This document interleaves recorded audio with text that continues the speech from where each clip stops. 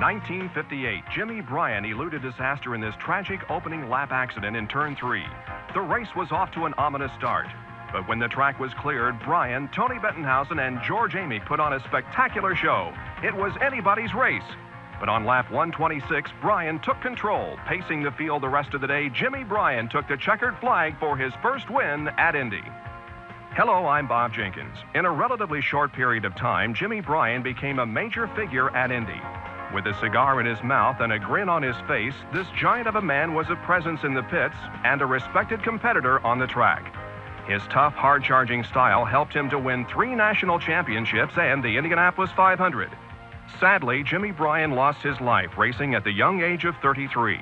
But though his life was cut short, the legend of Jimmy Bryan lives on at the Indy 500, a race for heroes.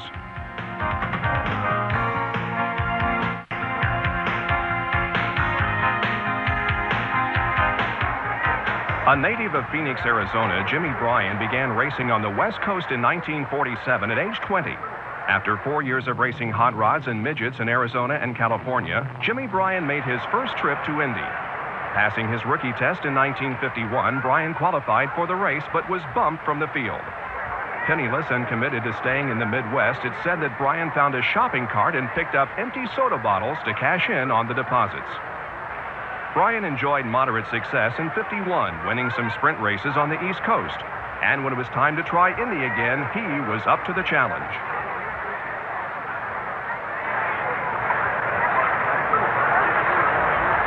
Freddie Agabation took the pole driving the Cummins diesel.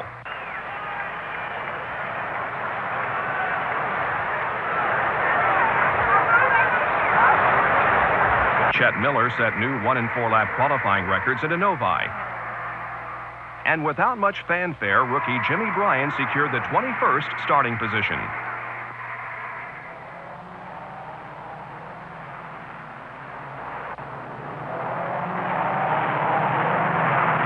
Jack McGrath jumped out to an early lead, but the race soon turned into a 2-man duel.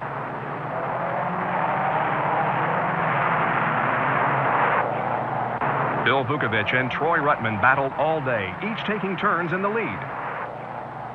Rathmann survived this fire during an early pit stop to remain in contention, and he eventually won the race as a steering pin broke in Vuki's car, sending him into the third turn wall just 8 laps from the finish.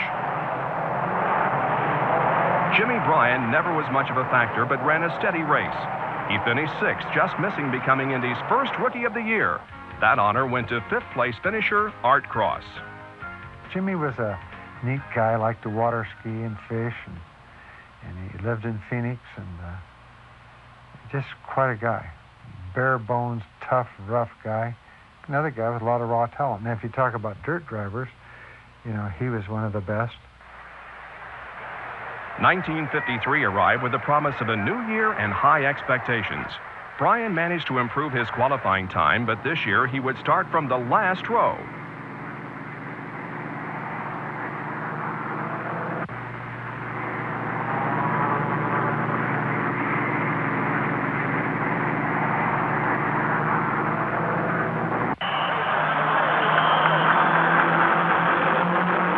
On race day, pole sitter Bill Vukovich led 195 out of 200 laps to take the win as Bryan struggled along, finishing 14th. Although the '53 race was a disappointment, Jimmy Bryan did manage to post his first championship-level win that year in Sacramento. And when he returned to Indy in 1954, he was with a new team driving a better car. Bryan's new team was Dean Van Lines, and while several drivers were switching to the Roadsters, which would dominate IndyCar racing for the next decade, Bryan would be driving an older model dirt car. In qualifications, Jack McGrath took the pole, becoming the first driver to break the 140-mile-an-hour barrier. Jimmy Daywalt qualified second best. And Bryan, driving the Dean Van Lines dirt car, completed the front row. It turned out to be his best starting position ever.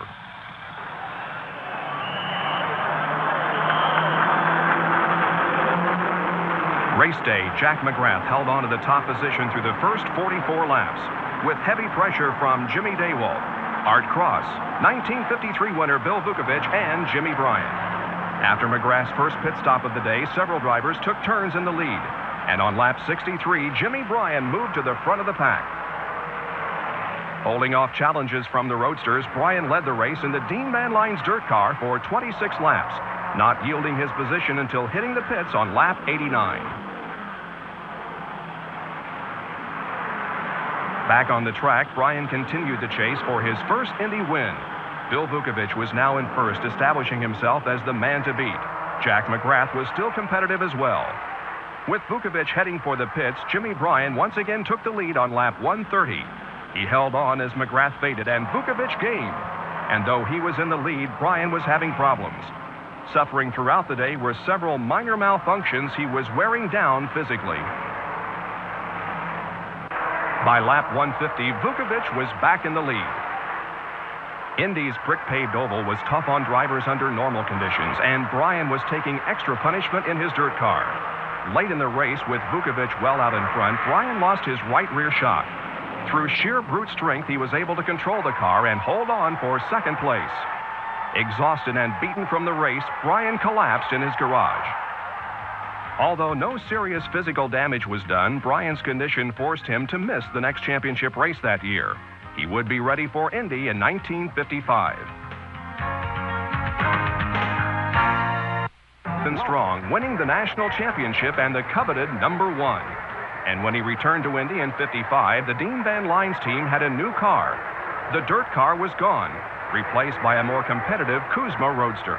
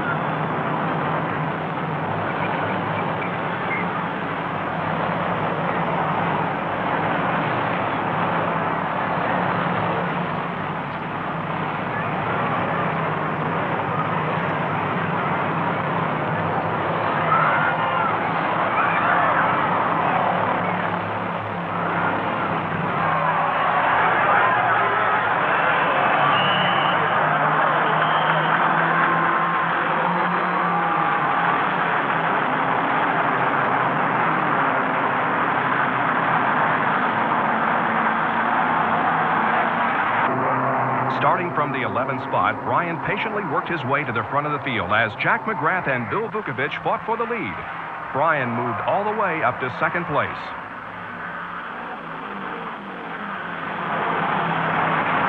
Sadly, on lap 57, race leader Bill Vukovich crashed, receiving fatal injuries.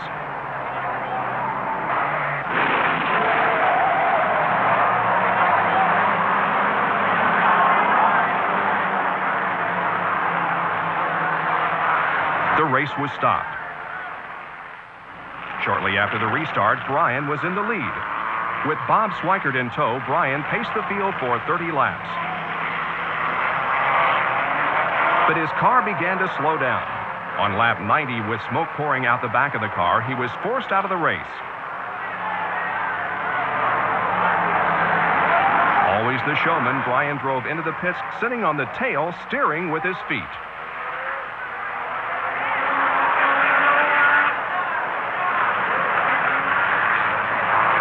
Disappointed, the fiery Bryan assessed the damage, then kicked his car in disgust.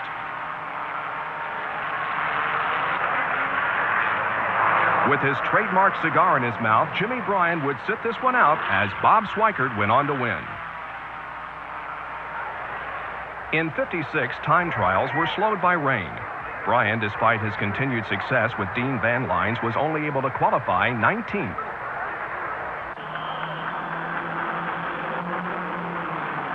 Early in the race, Jim Rathmann, Pat O'Connor, Paul Russo, and Pat Flaherty each took turns in the lead. Trying to catch the leaders, Jimmy Bryan spun out of contention, was towed back into the pits, then returned to the race. 15 laps behind the leaders, Bryan was still running at the end in 19th place. Despite his poor showing at Indy, Jimmy Bryan found continued success on the championship circuit, winning the 56th national title. During the offseason, the Speedway's trademark pagoda became another one of the retired legends of Indy. Aging and structurally unsound, the pagoda was replaced by a new control tower and pit area. In qualifications, Pat O'Connor took the pole before rain washed out the first day.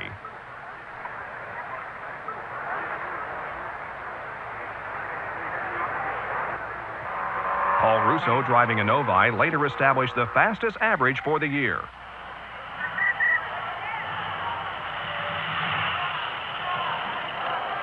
Jimmy Bryan, bearing the #1 reserve for the national champ, qualified 15th.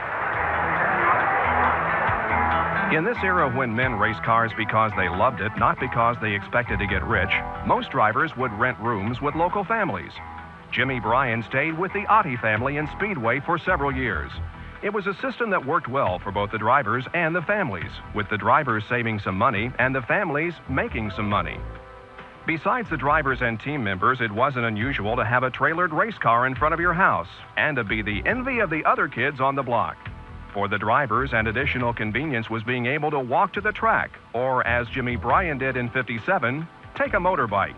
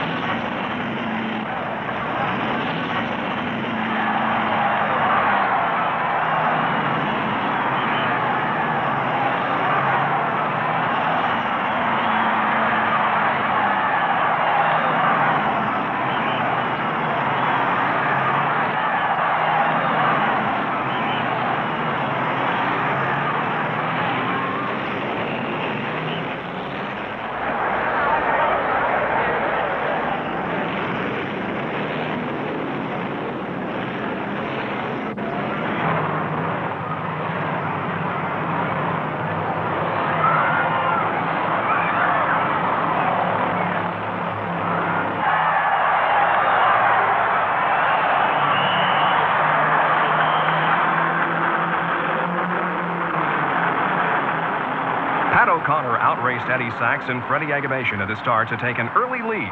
52 winner Troy Rathmann started out fast as well. Sam Hanks, driving a new design layover Offie for Balland exhaust, was catching up from the 13th position. By lap 36, he was leading. Hanks began to dominate, with challenges coming from Jim Rathmann and Paul Russo. Jimmy Bryan remained well back, out of the picture, but not completely out of the race.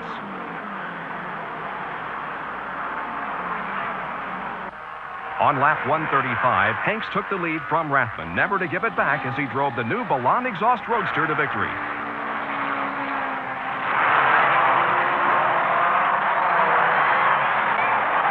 Rathmann took second, and although he was never in position to win, Jimmy Bryan's persistence was rewarded with third place. In this race, the top 10 finishers broke the previous record for 500 miles. Despite his less than spectacular record at Indy, Jimmy Bryan became part of an international racing challenge in 1957. In what was billed the Race of Two Worlds, several Indy 500 cars and drivers were to be matched up against top European competition in Monza, Italy. As it turned out, almost all of the European drivers refused to compete. The field included Pat O'Connor, Eddie Sachs, Tony Bettenhausen, Paul Russo, and Indy winners Johnny Parsons and Troy Rathmann. But Jimmy Bryan stole the show.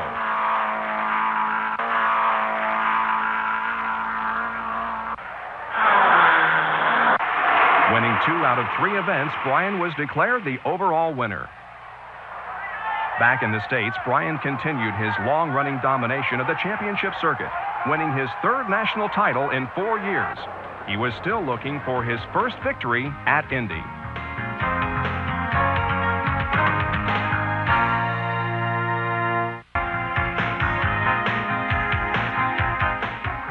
1957 Indy winner Sam Hanks went into immediate retirement after his victory, leaving the Ballan team with a capable car, needing a capable driver.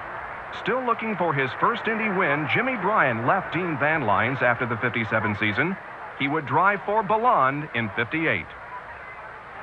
This was the second year of a new starting procedure where the cars were lined up single file in the pits.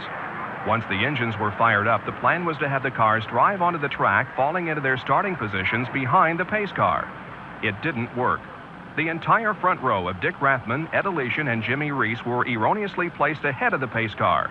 And when it was time for the green, the field was not ready, forcing an extra warm-up lap. And now the front row has joined them. This time around, everything was set, and when the green flag fell, Rathmann and Alesian fought for the lead. And the race is on. The race is on. The front row has joined them, and the race is on. Let's wish them well as they move out on the first lap of competition.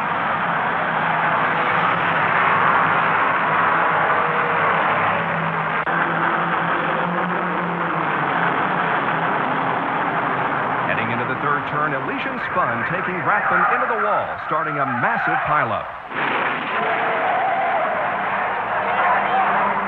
Pat O'Connor, running fifth, flipped, receiving fatal injuries.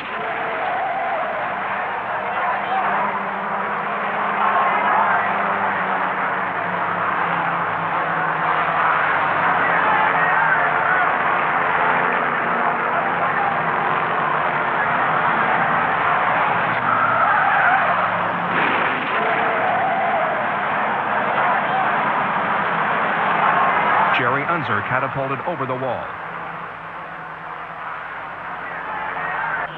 When the smoke cleared, 15 cars were involved, 7 were eliminated. Their leader has been, throughout this series of accidents, Jimmy Bryan in car number 1. Somehow, Jimmy Bryan worked his way through the mess to take the lead as the yellow caution flag came out. The race did not stop, and for the first half hour, Jimmy Bryan held the lead under caution. Finally, the track was cleared, and the green flag came out.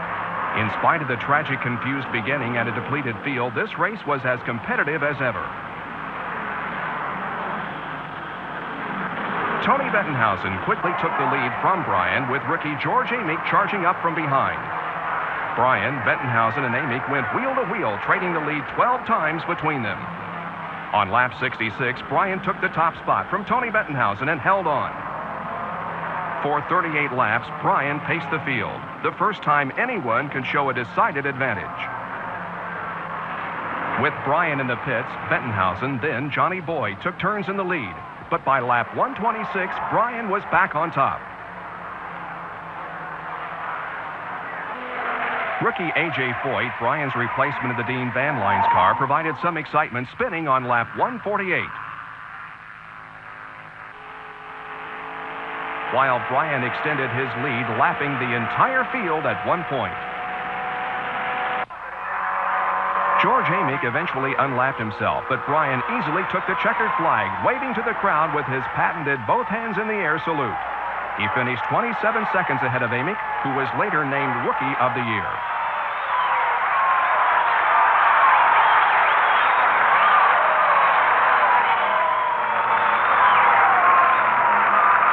Jimmy Bryan's move to the Ballan exhaust team in 1958 coincided with his decision to quit driving the national circuit. He did continue to drive stocks, some sports cars, and in 1959 he returned to Indy to defend his win. Having trouble getting his car in gear, Bryan started the race in the pits, and after completing one very slow lap, he was out. George Sally, owner and builder of the 57 and 58 winner, built a new car for Bryan in 1960. It was smaller and lighter than most cars at the time, a trend that would eventually take hold. Unfortunately, the new car just wasn't competitive. Bryan dropped out after 152 laps with a failed fuel pump. It was his last appearance at Indy. After the 1960 500, Jimmy Bryan decided to return to the championship circuit. As a one-race substitute for Roger Ward, Bryan qualified for the race at Langhorne, Pennsylvania. a tough dirt track Ward had refused to drive for several years. I would not run at Langhorne, and he came to me a few days before the race, a week or 10 days, and he says, I understand you're not going to run Langhorne. I said, that's right, I don't run there. He says, well, A.J. Watson said that if it was okay with you, he would take the race car and I could drive it. And I said, Jimmy, I'd really rather that you wouldn't. And he says, well, you know, I like that racetrack. I run very well there. I said, but Jimmy, this is a crossbar car and it handles differently than you're used to. I said, I just don't think the car would be safe there. And he says, well, he says, I really would like to. And I said, well, you know, I can't tell you no. But I says, I wish you'd reconsider. And he says, well, I'll, you know, tell me how to drive it. And I said, well, okay. And I explained to him a little problem that the car had. And he says, well, I'll kind of keep my eye on that. So he qualified outside in the front row. And on the first lap of the race, going for the lead, he made a little mistake, or he got into the ruts and the car got upside down. And he would not wear a shoulder harness, which wasn't the law then. And, of course, the car killed him. And I was in another race in New York, and, you know, it was one of those things. I hated that race car from then on. And I had won the championship in it the year before. And it was a good race car. But, I mean, suddenly I just hated that race car. And I made A.J. build me a new one the next year. Starting from outside the front row, Bryan never completed the first lap. His car flipped through turn 2, and at age 33, Jimmy Bryan lost his life.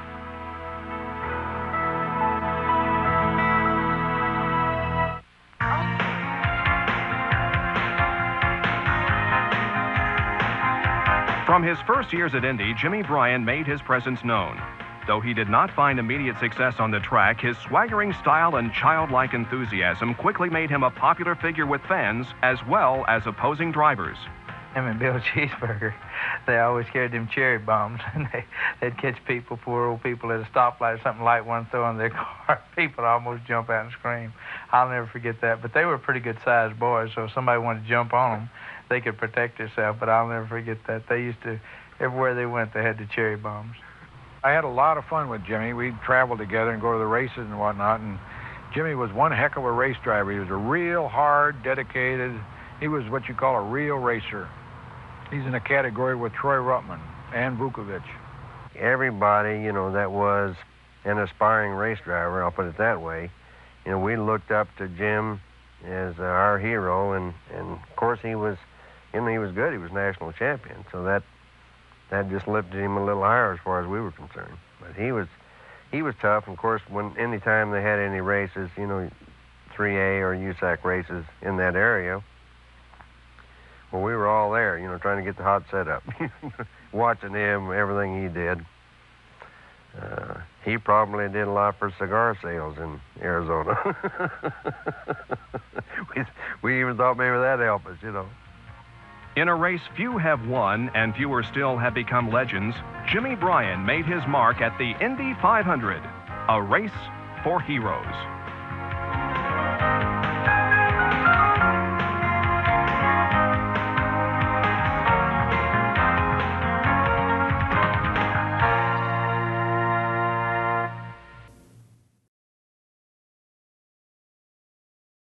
His tough, hard-charging style helped him to win 3 national championships and the Indianapolis 500. Sadly, Jimmy Bryan lost his life racing at the young age of 33. But though his life was cut short, the legend of Jimmy Bryan lives on at the Indy 500, a race for heroes.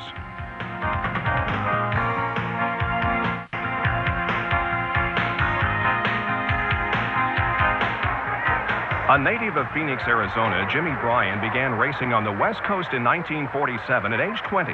After 4 years of racing hot rods and midgets in Arizona Cummins diesel.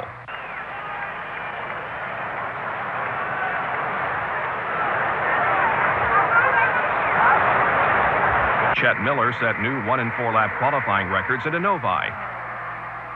And without much fanfare, rookie Jimmy Bryan secured the 21st starting position.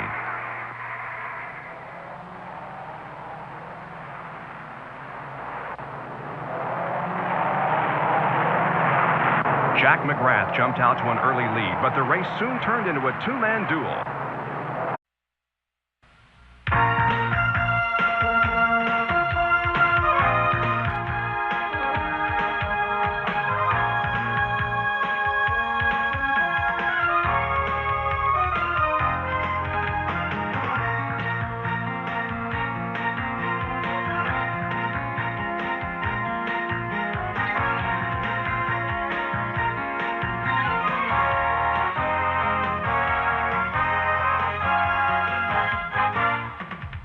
1958, Jimmy Bryan eluded disaster in this tragic opening lap accident in turn 3.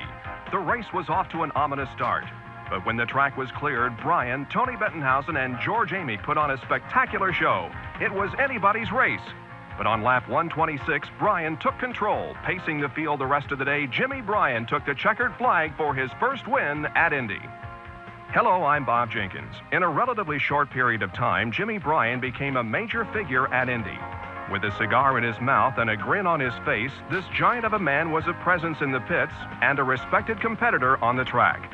In California, Jimmy Bryan made his first trip to Indy. Passing his rookie test in 1951, Bryan qualified for the race but was bumped from the field. Penniless and committed to staying in the Midwest, it's said that Bryan found a shopping cart and picked up empty soda bottles to cash in on the deposits. Bryan enjoyed moderate success in '51, winning some sprint races on the East Coast. And when it was time to try Indy again, he was up to the challenge.